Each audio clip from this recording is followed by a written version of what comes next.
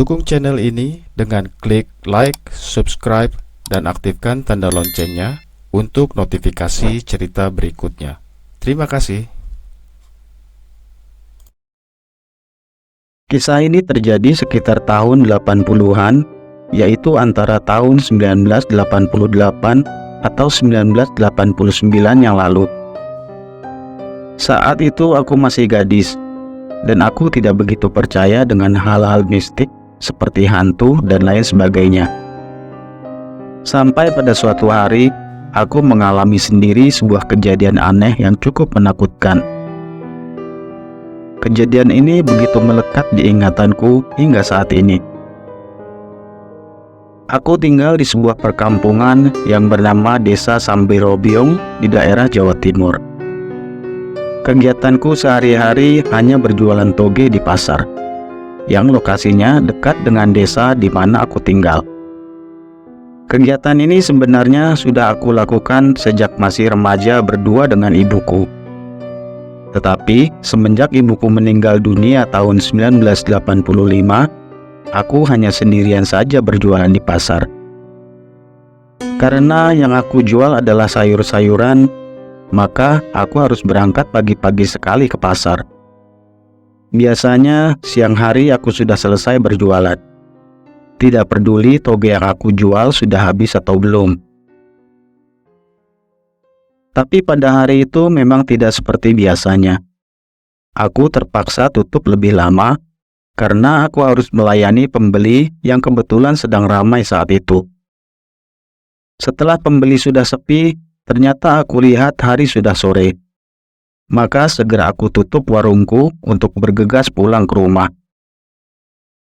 Biasanya jika hari masih siang, aku pulang dengan berjalan kaki.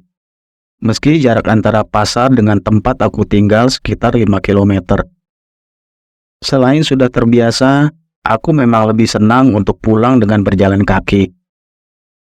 Tapi karena saat itu hari sudah sore dan takut kemalaman untuk sampai di rumah, maka aku memutuskan untuk pulang dengan menaiki angkutan umum. Sore itu tiba-tiba suasana tampak sangat gelap sekali. Ternyata langit sudah tertutupi mendung dan akan segera turun hujan. Untunglah tanpa menunggu lama, aku melihat ada angkutan umum yang menuju ke arahku. Aku segera menyetopnya dan bergegas menaiki kendaraan itu. Belum jauh kendaraan yang aku naiki itu berjalan, hujan turun dengan derasnya. Bahkan sampai angkutan umum itu mencapai desaku, hujan belum juga berhenti. Aku terpaksa turun dan langsung mencari tempat untuk berteduh agar tidak basah kuyup terkena hujan. Aku melihat ada sebuah teras rumah penduduk yang bisa menjadi tempat aku berteduh. Dan langsung aku berlari menuju ke tempat itu. Seorang bapak tua yang ternyata aku juga mengenalnya keluar dari rumah itu. Bapak tua itu menawariku untuk menunggu di dalam, tetapi aku menolaknya dengan halus. Sudah cukup lama juga aku menunggu, tetapi hujan tidak juga reda. Hingga tidak terasa hari sudah mulai gelap dan suasana semakin terasa mencekam. Aku bingung sekali saat itu. Bagaimana jika hujan berhenti, tapi hari sudah terlalu malam? Karena aku harus melewati areal persawahan yang cukup jauh, tidaknya 2 kilo dari tempat aku berteduh untuk bisa mencapai rumahku. Namun akhirnya tidak lama kemudian hujan mereda. Dan aku segera mengambil obor dan korek api yang selalu aku bawa untuk persiapan jika pulang kemalaman seperti saat itu. Setelah obor aku nyalakan, lalu aku mengikat keranjang yang aku gunakan untuk membawa sayuran toge di punggungku. Setelah semuanya siap, lalu aku berpamitan dan mulai melangkahkan kakiku untuk pulang ke rumah. Aku berjalan sendirian sambil bernyanyi kecil untuk mengusir rasa sepi dan takutku. Aku menyusuri pinggiran sawah dengan hanya ditemani obor yang aku bawa dan suara-suara kodok serta jangkrik yang berasal dari persawahan di kiri dan kananku. Kira-kira setelah separuh jalan, tiba-tiba aku mendengar ada suara orang yang memanggil namaku. "Warti!" Aku langsung berhenti dan melihat ke sekelilingku. Tetapi tidak ada satu orang pun yang aku lihat. Beberapa kali aku coba untuk mengangkat obor yang aku bawa untuk menerangi sekelilingku dan memperjelas pandanganku, tetapi tetap aku tidak melihat ada orang di sekitar situ. Cukup lama juga aku terdiam sambil terus mengamati. Sampai akhirnya aku berpikir, mungkin aku salah dengar tadi. Nggak ada siapa-siapa kok di sini.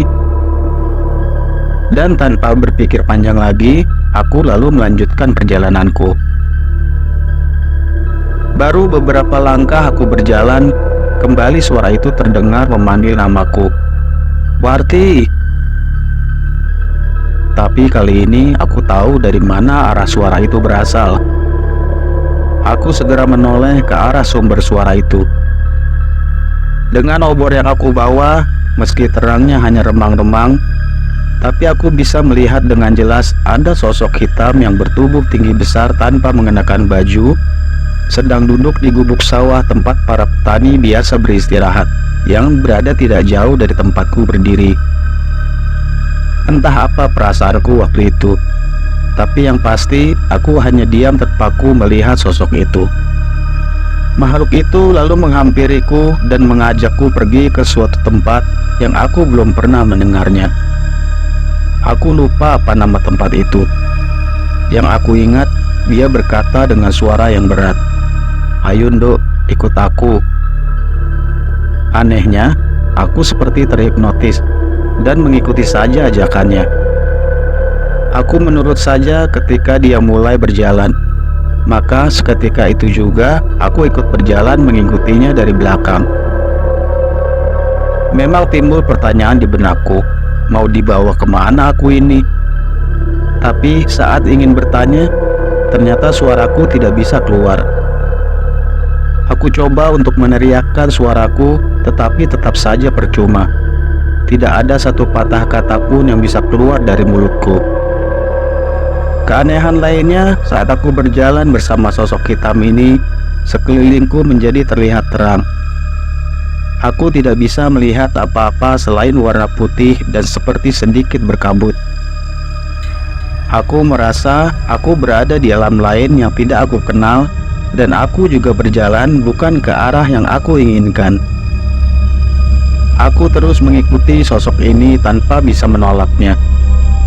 Dan ternyata aku dibawa ke suatu tempat yang aku kenal betul dengan tempat itu. Orang-orang di desaku menyebut tempat itu dengan sebutan Watu Nganten. Sesampainya di tempat itu, sekelilingku berubah menjadi gelap dan mencekam. Akhirnya aku merasa yakin kalau aku memang sedang berada di alam lain, yaitu alam lembut. Dan aku juga meyakini bahwa sosok hitam yang membawaku ini adalah sosok genderuwo. Aku tidak bisa mengetahui sudah berapa lama aku bersama makhluk itu, karena hari-hari yang aku lewati sepertinya tidak mengalami siang dan malam. Aku merasa suasananya selalu gelap dan suram, seperti saat kita sedang berada di alam mimpi. Sosok hitam yang aku tidak bisa melihat dengan jelas wajahnya itu hanya diam saja dari sejak mulai mengajakku di pinggir sawah sampai tiba di Watu Nganten. Tapi meski begitu, dia selalu melayani dan memenuhi saat aku meminta sesuatu. Dia mau mengambilkan minuman jika aku haus atau mengambilkan makanan jika aku lapar. Tapi anehnya, setiap makanan yang dia berikan adalah makanan basi. Baunya sudah sangat menusuk hidung, hingga membuatku hampir muntah menciumnya. Tentu aku tidak mau memakannya. Hal ini juga membuatku merasa ingin kabur dan ingin cepat pulang ke rumah. Tapi aku seperti tidak punya kekuatan, dan aku juga tidak tahu mau lari ke arah mana. Hingga pada suatu saat, makhluk itu berkata kepadaku, "Kamu ingin pergi kemana? ke arah utara atau ke selatan. Tapi aku hanya menggelengkan kepala. Lalu makhluk itu bertanya lagi, "Atau kamu mau ke arah barat atau ke timur?" Kembali aku menolaknya. Aku sudah sangat tidak betah dengan suasananya. Aku hanya ingin cepat pulang ke rumah. Apalagi setiap aku minta makanan, selalu saja aku diberi makanan basi. Mungkin karena marah, tiba-tiba makhluk itu langsung menggendongku. Sepertinya dia memaksaku untuk pergi ke suatu tempat menuju ke arah barat.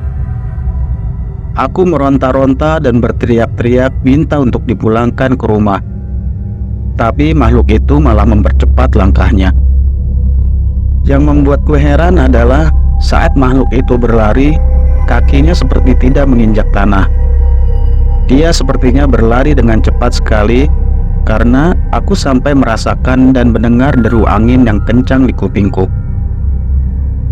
Di perjalananku itu, aku melihat ada orang-orang yang memiliki bentuk yang aneh dan menakutkan.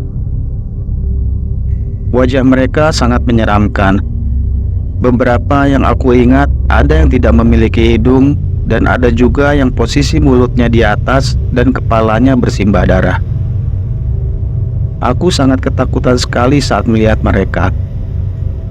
Tapi anehnya, mereka semua tertawa terbahak-bahak saat melihat makhluk yang sedang membawaku itu lewat di depan mereka. Seakan-akan sosok hitam itu adalah pemimpin mereka. Akhirnya sampailah aku di suatu tempat berbukit dan banyak pohon cemara. Aku melihat ke sekelilingku dan aku yakin aku mengenal tempat itu. Aku yakin kalau saat itu aku dibawa ke pasar setan yang ada di puncak Gunung Lawu karena aku sudah pernah datang ke sana. Di situ aku hanya didiamkan saja dan disediakan makanan serta minuman. Tapi lagi-lagi makanan yang disediakan adalah makanan basi. Bahkan kali ini makanan itu sudah ada belatungnya. Tentu aku tidak mau menyentuhnya sedikit pun. Makhluk itu berkali-kali menyodorkan makanan itu, tapi aku terus menolaknya. Aku berkata kepadanya bahwa aku hanya ingin diantar pulang ke rumah. Tapi setiap aku berkata seperti itu, dia kelihatan cuek saja dan tampak kesal. Ketika dia mengajakku untuk melanjutkan perjalanan, kembali aku menolaknya. Dia berusaha menangkapku lagi, tapi kali ini aku selalu bisa untuk menghindar. Dia terus berusaha menangkapku, sampai akhirnya aku bisa berlindung di balik ranting-ranting pohon, sehingga dia tidak bisa meraih tubuhku. Aku merasakan tubuhku sudah semakin terasa lemas. Lalu dengan sekuat tenaga, aku berteriak minta untuk diantarkan pulang ke rumah. "Pulangkan aku!" Begitu teriakanku yang keluar saat itu.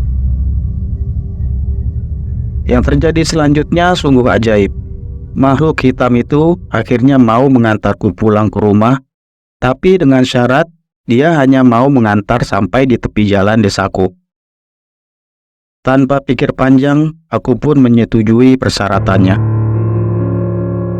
Aku lalu keluar dari persembunyianku, dan sekonyong-konyong tubuhku terasa semakin terasa lemas, hingga akhirnya aku jatuh pingsan. Saat aku tersadarkan diri, aku seperti merasakan kebingungan yang luar biasa. Aku ditemukan oleh beberapa orang tetanggaku berada di bawah sebuah pohon pisang dekat sebuah sungai yang masuk wilayah desaku dalam keadaan linglung. Aku terlihat sedang bengong dengan tatapan yang kosong dan juga tidak bisa bicara sepatah kata pun. Akhirnya oleh tetanggaku, aku diantar pulang ke rumah. Dan setelah mendapat perawatan, secara perlahan ingatanku mulai pulih kembali. Dan akhirnya aku mulai bisa bicara. Aku lalu menceritakan peristiwa yang aku alami, dan menurut keterangan beberapa orang tetangga yang ikut mencariku, aku sudah 1 minggu tidak pulang ke rumah. Sampai akhirnya aku ditemukan berada di bawah pohon pisang di pinggir sungai itu. Oke Sobat DM, begitulah kisah mistis yang dialami Warti, si penjual toge yang sempat diculik oleh sosok hitam besar yang diyakininya adalah sosok genderuwo. Semoga video ini bisa menghibur sobat semua, dan semoga sobat semua selalu dalam keadaan sehat walafiat, diluaskan rezekinya, dan selalu dalam perlindungan Allah Subhanahu wa Ta'ala. Jangan lupa untuk dukung channel ini dengan klik like, subscribe, share, dan aktifkan loncengnya, biar kami tetap semangat menyajikan cerita-cerita mistis buat sobat semua. Terima kasih sudah mendengarkan cerita kami, dan sampai bertemu di kisah berikutnya. Assalamualaikum warahmatullahi wabarakatuh.